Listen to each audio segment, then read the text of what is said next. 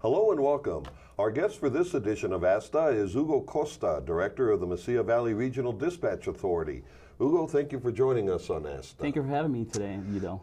Now, what exactly is Smart 911?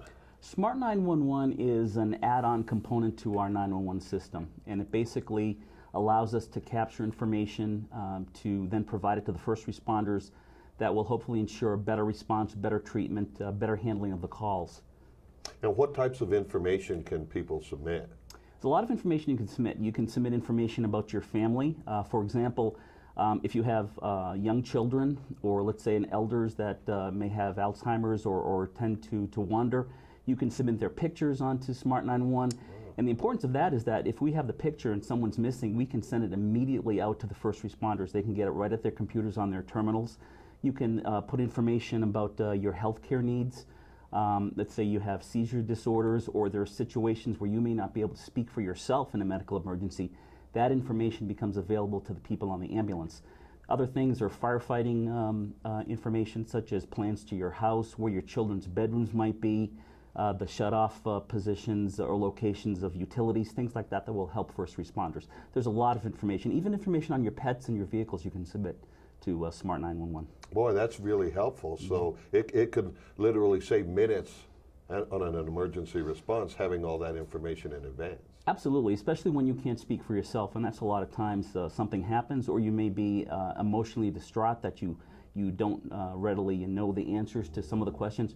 Or let's say a child dials 911 and may not have the information. By putting your information, and it's on a secure server, an encrypted server, that information then becomes available when you dial 911 to the responders. And then they have information that we may not necessarily be able to get because of the incapacitation, or say you're dealing with a child or someone who's elderly, or just in the emergency, the panic of it you may not remember.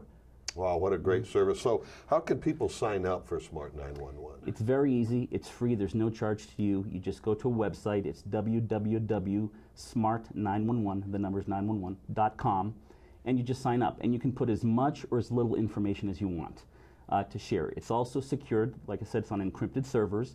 Our dispatchers and call takers only have access to the information when you dial it.